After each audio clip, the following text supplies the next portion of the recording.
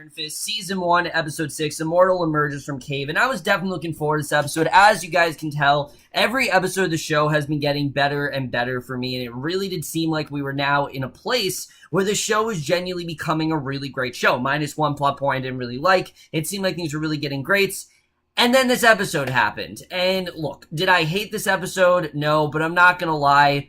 There was some really stupid shit going on within this episode, and it's just the perfect example of going too hard too fast. I mean, this episode, there were so many things going on, and it just got really ridiculous very quickly, and I just wasn't the hugest fan of it. There were things I liked in this episode, but in general, this episode had a lot of things I thought were really silly, and a lot of unintentionally funny things that I probably should not have been laughing at, and it just shows that when the show tries to be epic and when it tries to be something, it tries to be like this spectacle of a show, it really doesn't work. At least right now, it's not really working, but we're just going to get into this episode because I do want to talk about it. But we start off, we see Danny, he's meditating in his office, he hears the voice of his teacher warning him that because of who he is, he will always have enemies. And I thought that was a good way to start things off. You know, we know that Danny obviously was training in Kunlun and things like that, but again, it's all stuff we're hearing. It's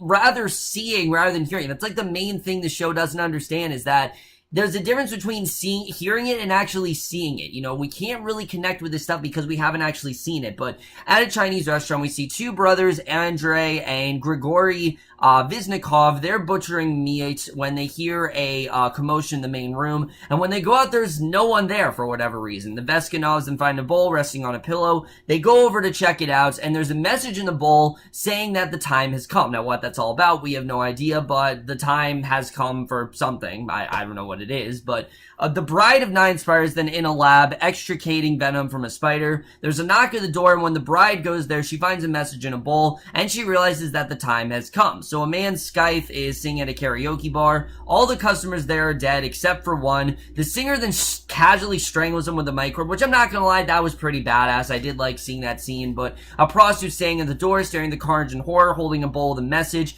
The singer draws katana from a body, he goes over to her, reads the message, satisfied, he realizes the time has come. Again, what's this all about? What is the time that's come? And Danny remembers the master told him that he tolerates no questioning from him because doubt leads to death. And already I'm like extremely confused. Like, what the hell's going on here? Are all these people tied to the hand? Like, what's this really about? I didn't really understand that, but Ward is then watching a video of Danny, you know, my favorite character, of course. You guys know how much I absolutely love Ward, and his stuff gets even stupider in this episode. Really, I didn't think it was possible, but yeah, his plot really does get stupider. He looks at the pills in his drawer, he closes the drawer when Joy comes in, and she tells Ward that Wayne Olsen is coming in to provide a risk assessment brief, and gives Ward a crisis response manual to review before the meeting, and Ward then realizes that he missed the email that Joy sent about the meeting, and Joy asks if he's good for the meeting. You know, is he actually going to be in good condition? And she tells her brother that what happened the night before can't happen again. She obviously knows about his drug problems, and Ward insists that nothing is going on with him when it's obvious that it is, and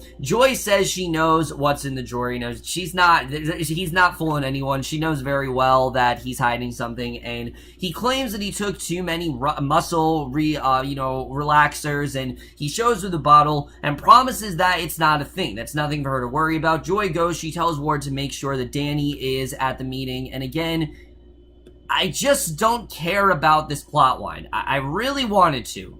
Believe me, I want to care about this plotline, but because of how bad the actor is, in conjunction with how dumb everything else is in this show, I'm not into this. I'm not a huge fan of this plotline at all. You guys know that, but at the dojo, Claire is checking on Donovan. She tells Colleen they have to get him to a hospital, but Donovan says it will actually put his daughter Sabrina at risk, and Claire says that Danny is taking care of Sabrina and that they have to take care of Donovan themselves, and Colleen warns it might not be a good idea to call an ambulance just simply because of the kind of mission this is. I mean, it's very dangerous and anything could happen. She figures that they should wait for Danny, who will in fact bring Sabrina. So again, they're counting on him. We know that Danny is, again, he's focused on this mission. And again, probably my favorite stuff in this episode was seeing Claire and Colleen's interaction throughout this episode.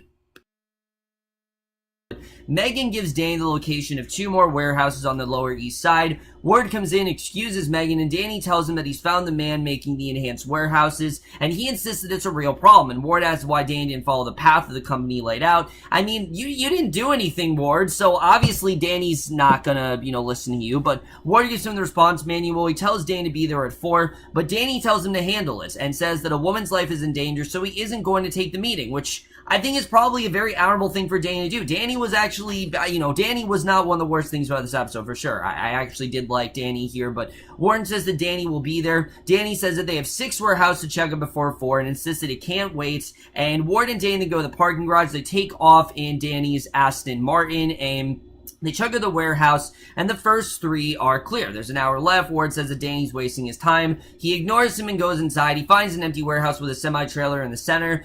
Ward then comes in. They open the trailer door, and the guard's severed head is inside. It's mounted on a sword, and Ward realizes that Enterprises can't possibly be tied to this. So Danny pays respects to the guard. He tells Ward that they actually killed him because he didn't stop Danny. There's a piece of paper on the sword. He tells Ward that it's an invitation just for him, and with that, he then walks off. So it's clear that Danny, he doesn't want to be involved with this. He wants Ward to handle all this stuff because Danny, he's laser focused on rescuing Radonovan's girl. I mean, that's what he promised to do. He promised he would rescue Radonovan's daughter, and that's what he wants to do. So he goes to the dojo, and he arrives, and Claire warns that Radonovan doesn't have very long. Again, probably my favorite part of this episode is the team between Danny, Claire, and Colleen. I just really feel this team up. I think they work really well together. And Danny explains that he's been challenged to a grand duel. The Hand's best fighters against him. If he defeats them, then they'll meet his demands. And Danny warns it's the only way to get Sabrina back, says that the duel begins at sundown. And Colleen offers to go with him. She doesn't think he's going to be able to do this on his own. It just seems like a very risky mission, but Danny tells her that she can't. He doesn't want her involved, and he explains what he's supposed to do. He's the Iron Fist, and he never loses. And I love Claire's line where she's like, well, I mean, you're not showing it. How am I supposed to believe you? Like, I'm like, finally, someone acknowledges it. Like, after so many episodes of Danny, like, I am the Iron Fist. I am the Iron Fist. I'm glad that someone finally called him out on his shit, because, yeah, I mean, for someone who's supposed to be this, like, mighty warrior, he certainly doesn't show it. And he tells Colleen that with the Hand in New York City, that's where he's meant to be. And again, Danny is not letting anyone else get in his way here. He's gonna do this on his own, and that's, like, the main thing that is kind of holding, it's just ridiculous that Danny is thinking that he needs to do this on his own, like he can't have any help with this. I don't understand why he doesn't want Colleen involved. I mean, it's clear that he can't do this on his own. I don't know why he's so adamant about continually making this like a solo mission.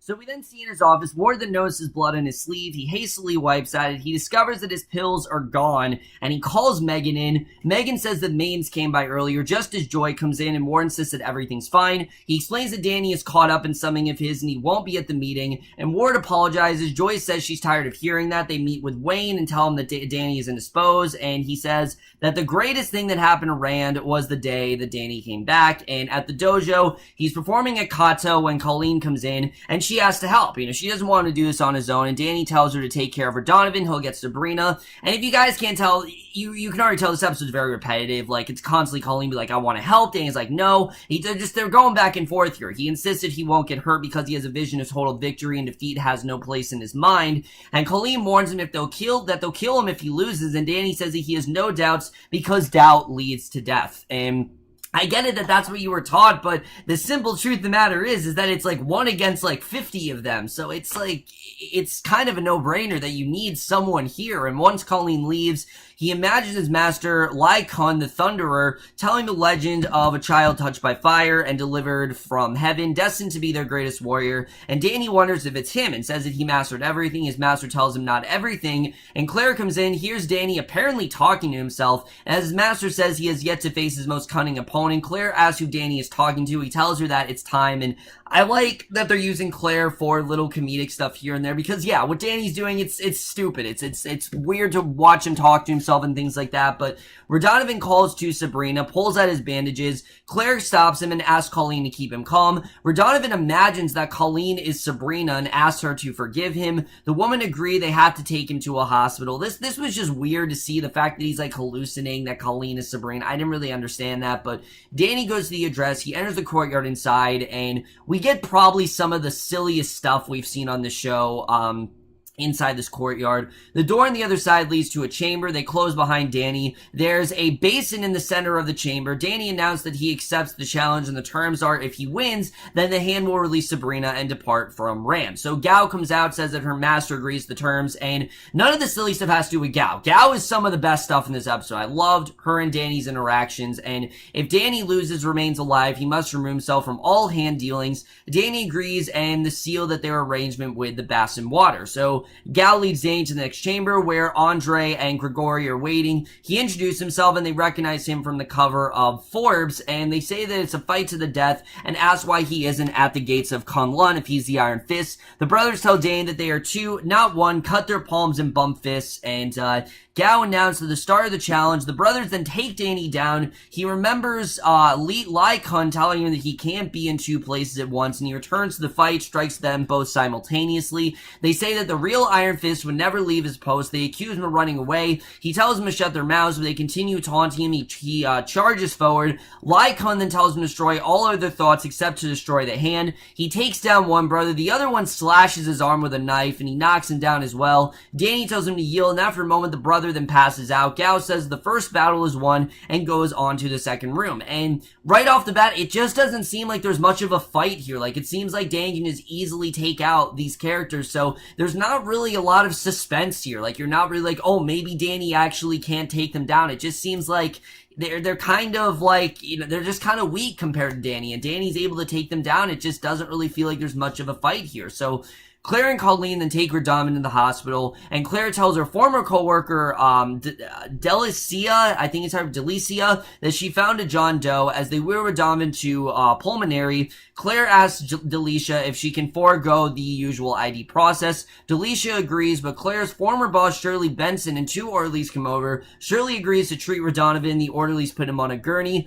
Claire then thanks Shirley, who wonders what Claire is doing, and walks away. And Colleen then warns that they did the right thing. Claire says that they'll take good care of him, and Gao then leads Danny to a large room filled with glass cylinders and sheets, and he continues on, and the bride steps out. And this scene was so unintentionally funny, and I know that's not what they were going for, but I was laughing at this scene. This was really dumb. She's flirting with him, saying that she senses his fears and that he's hiding behind the mask and Danny ran. She suggests that Danny kiss her instead of fight. She secretly jabs 2 poison needles into his neck. I mean, just this actress was so over the top. I felt like I was watching a children's cartoon at points. I really did feel like I was watching like a Saturday morning cartoon, but Danny attacks her, but easily she blocks him, says it's singing spider venom that will help him let go. He tries to hit her without success. The bride says that he wants to be freedom of everything boiling inside of him, and he tries to meditate and slow his blood flow, but the bride then kicks him. She jabs more needles in him, says that the person the monks at Kunlun suppressed has emerged.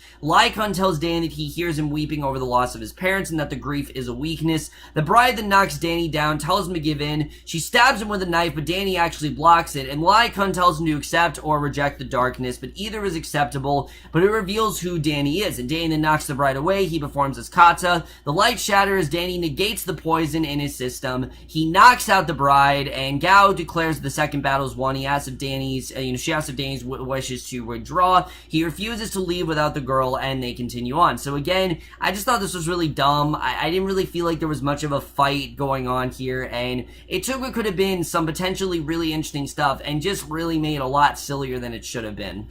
However, the silliness continues when we see over at Enterprises. Ward is hallucinating the dead guard's head while Joy and Wayne are discussing Danny's statement. So yeah, Ward's now having these hallucinations. Ward then jerks back. He excuses himself and Joy goes after him. He gets into the elevator. He calls to get a refill of his pills, and Ward then drives to an urgent care. He slams his hand into the car door, then goes inside. He asks for some painkillers, but the RN insists that the doctor has to see him first. He hands her some money. The RN tells him to leave. Joy comes in. The RN says they're having a problem. Ward goes out, and Joy takes him to her car. And as they wait, Claire then tells Colleen that she didn't leave on the best of terms, and Shirley isn't the one to give up without a fight. So she figures that someone forced Shirley to give up. She asks Delicia to check on Donovan. Delicia discovers that he actually never arrived in an OR, and Claire then takes Colleen to the security room. They spot the Orleys taking Donovan to a sub-basement area, and Claire figures that they're leaving with Donovan. They come to the Orleys as they lower Donovan to an elevator. One of them moves forward. Colleen easily knocks him out. She calls the elevator while Claire takes the stairs.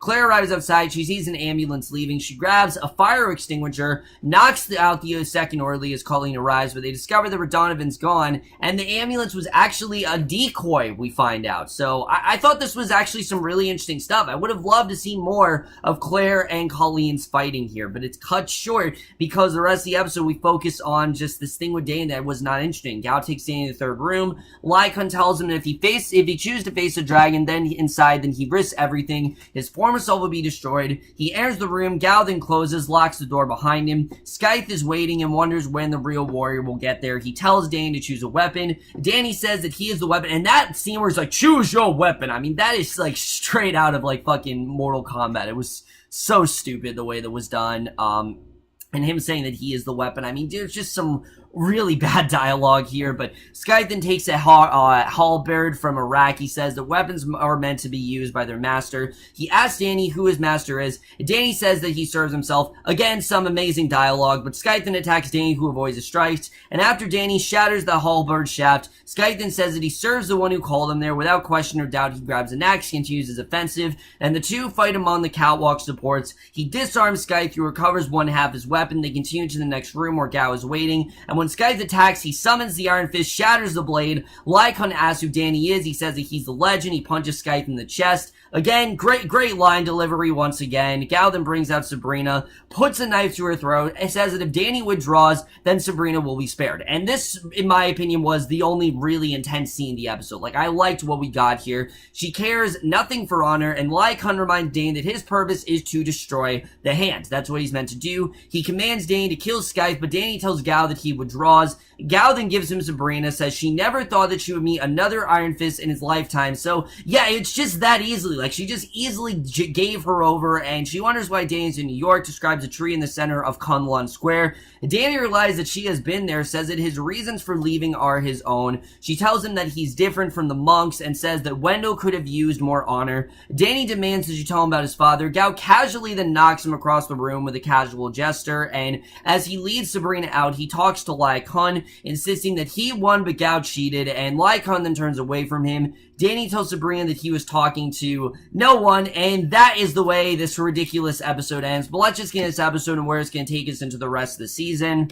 So, like I said, I really wanted to enjoy this episode. The concept was pretty solid. You know, he had to rescue Sabrina, Donovan's daughter, and that way he would get Sabrina to Donovan and then take down the hand. It seemed like that concept was pretty well done. The execution of this episode was really completely the wrong way to go. First of all, you're really telling me that this is the hand, a seductive bride, two, like, really annoying brothers, and then some dude who thinks he's tough, but he's really not. I mean, you're really telling me that these are the people that are going to take down Danny? I just didn't buy it. I did not buy that this is the powerful, people working within the hand. I know there's obviously more than this, but it just didn't feel that intense to me, and I get it that Gao obviously now sees how powerful Danny is, but you're telling me that all it took her was just realizing that he was the Iron Fist, and then she just gave Sabrina over? Was that easy?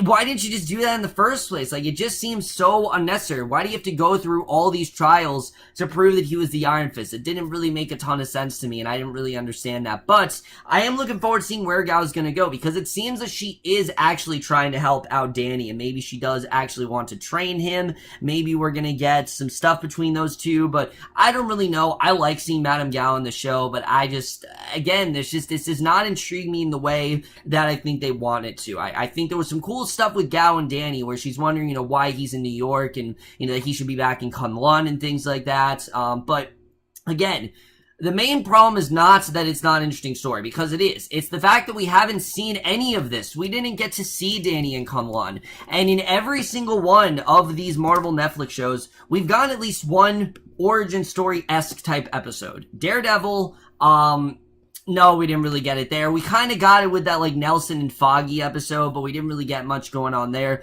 Jessica Jones, we got it, like, towards the end of the season. Luke Cage, it was the 4th episode. And Iron Fist, we still don't know a lot about this character. We know that he was in Kunlun. We know his parents were murdered. But we don't feel for him because we haven't really seen it. And I think that's really the main problem that is still continually going on with this show. So when you have a scene like him wanting to take down the hand by himself, he just comes across as really whiny. And the fact that Colleen's saying, look, I want to help you. I mean, she's doing all she can to get involved, and him just saying, no, I need to do this on my own. It felt really repetitive, and the dialogue as well is so bad for this character. He mean like, I am the weapon. I am the Iron Fist. I mean, I can't help but be like Claire. I can't help but just laugh at this guy who's just talking to himself and all this stuff. It's laughable. It shouldn't be, but it is laughable, and it's completely the wrong way to go with the show, really. The stuff with Colleen and Claire, though, I will say is pretty solid. I like what we're getting with them so far. I like their team up overall. I like seeing them kick ass together, and